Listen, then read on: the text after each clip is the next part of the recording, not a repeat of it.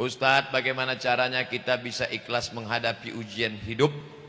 Apa yang terjadi maka kau kembalikan kepada Allah. Alladzina idza asabathum musibah qalu inna lillahi wa inna ilaihi rajiun. Langsung ke kamar mandi, ambil air wudhu, salat sunat hajat 2 rakaat supaya Allah melapangkan hati. Usolli sunnatal hajat rakaataini lillahi ta'ala. Tolong lapangkan hatiku tak sekuat menerima musibah ini. Allahu akbar. Inna salati wa nusuki wa mahyaya wa mamati lillah. Serahkan pada Allah. Di sujud terakhir minta tolong aku ya Allah. Rabbi firli warhamni wajburni warfa'ni warzuqni wahdini wa'afini wa'fu anni wasta'inu bis sabri wassalah. Minta tolonglah kepada Allah dengan sabar. Sabar, jangan caci maki Allah. Sabar, jangan tarik-tarik rambut. Sabar, jangan pukul-pukul pipi. Sabar, jangan sobek-sobek kantong. Sabar, jangan menyakiti diri. Sabar dan sholat. Sholat minta kepada Allah. Allah akan turunkan ketenangan. Cawannya, cangkirnya engkau yang siapkan, tapi isinya Allah yang akan turunkan. Huwallazi anzala sakinata fi qulubil mu'minin. Dia yang menurunkan ketenangan ke dalam hati orang beriman. Alhamdulillah Ustaz Somad, setelah Ustaz suruh saya sholat, hati saya tenang. Suami saya meninggal, saya tak pikirkan lagi. Alhamdulillah, saya tenang. Jadi ibu enggak nangis? Enggak Pak Ustaz. Kenapa? Memang udah lama saya tunggu supaya mati dia. Bagaimana kita bisa selalu istiqomah dalam kebaikan sedang godaan sangat banyak Pak Ustaz?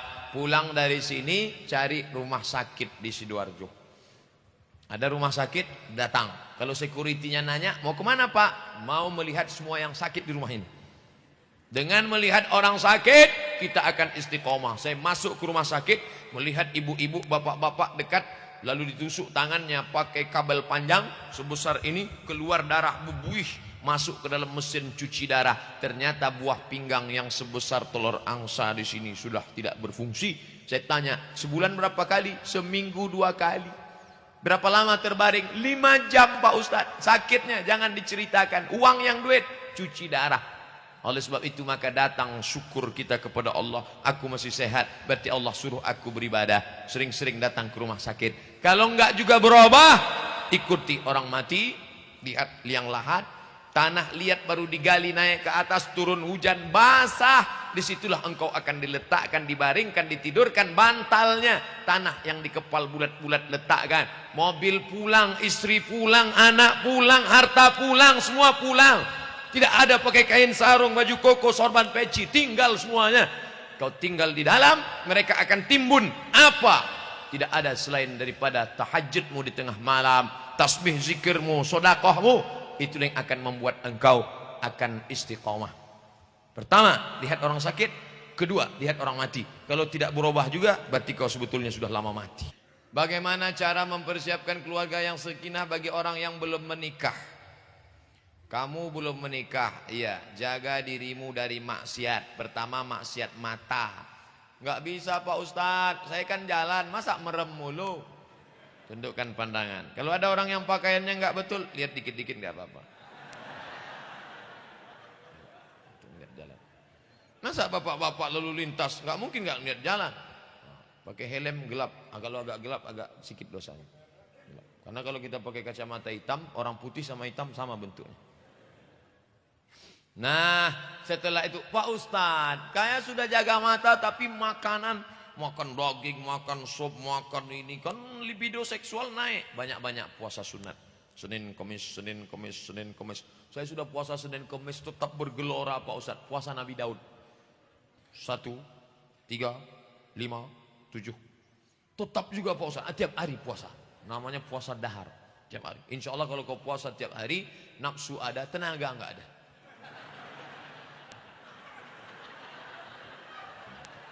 Bro, ada cewek cantik. Wah, nggak kelihatan. Aku udah ngeliat nasi aja udah. Nasi. Itu bagus. Itu hadis Nabi. Man istata'a minkumul ba'ah, siapa di antara kalian yang ingin menikah, sudah sanggup menikah, falyatazawwaj, menikahlah. Fa illam yastati, siapa yang tidak sanggup, faman lam yastati, siapa yang tidak mampu, fa alaihi bisaum, maka hendaklah dia puasa. Itu bagus bagi kalian yang lajang-lajang. Nafsu banyak, maka kalian kendalikan dengan main olahraga. Futsal. Futsal mahal Pak Ustadz, 1 jam 50.000. Renang. Berenang juga mahal Pak Ustadz di kolam renang. Yang gratis. Sini kan dekat laut kan? Pergi ke laut, terjun. Berenang. Insya Allah kalau sampai ke tengah bukan cuma nafsunya hilang, orangnya hilang sekalian. Olahraga memanah, beli. Saya ada panahan. Kalau dekat kita bisa saya pinjamkan panah. Berkuda, kuda tak ada. Apakah ada yang namanya salah jodoh? Orang yang hidup bersama selama bertahun-tahun lalu cerai, apakah mereka yang dinamakan salah jodoh? Enggak ada salah jodoh. Ada yang bisa dipilih, ada yang tidak. Saya antara ceramah berdiri dengan ceramah duduk, milih atau enggak milih? Milih. Ustadz mau duduk atau berdiri? Saya berdiri. Antara minum dengan enggak minum, milih. Kalau saya mau minum, saya minum. Kalau enggak. Antara ceramah terus atau berhenti. Begitu juga dengan jodoh. Kau diberi Allah kuasa antara nikah dengan Khadijah atau dengan Fatimah atau dengan Aisyah. Makanya jangan cepat-cepat.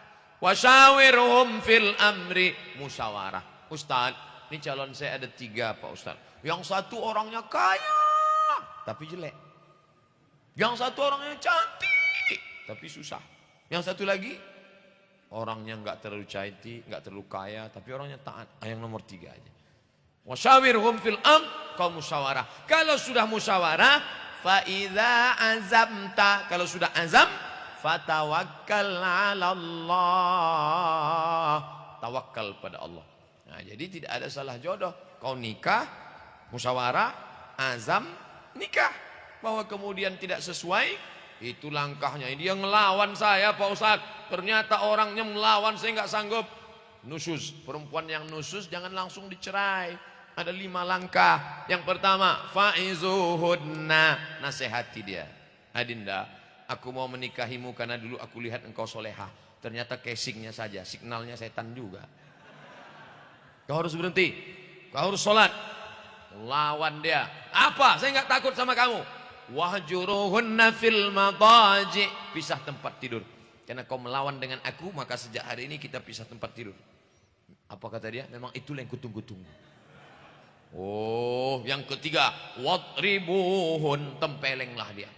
Pas mau ditempeleng, diambilnya kamera, difotonya, langsung diupload. Teganya. Ditangkap sama Pak Kapolsek. Kekerasan dalam rumah tangga.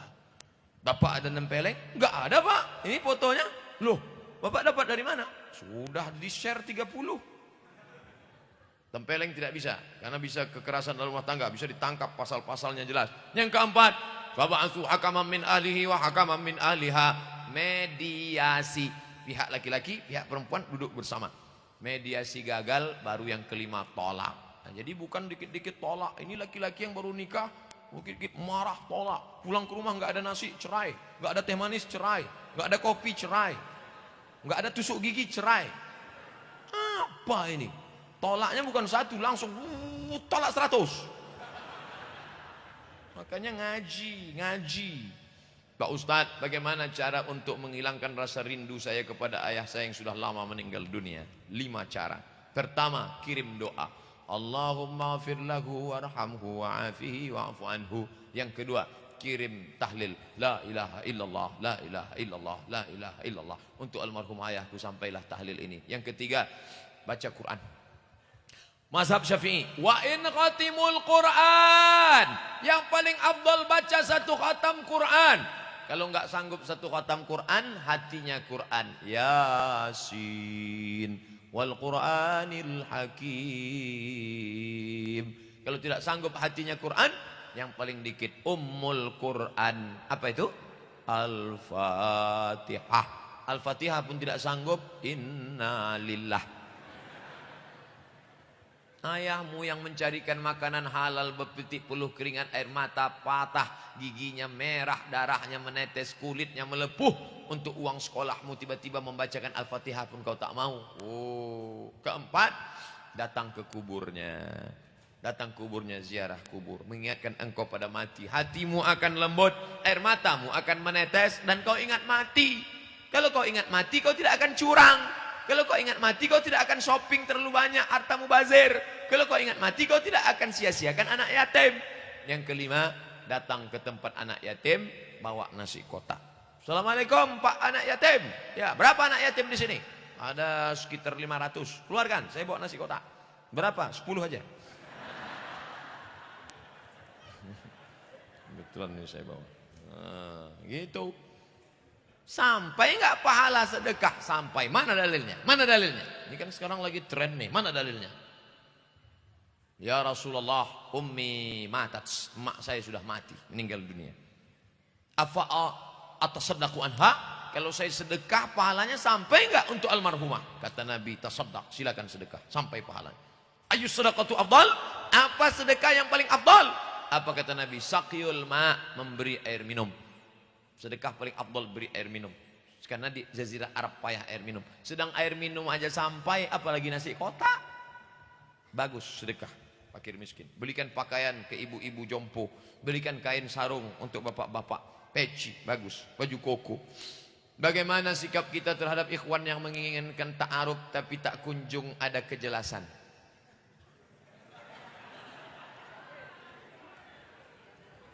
Ikhwan kontaknya bukan pada akhwat.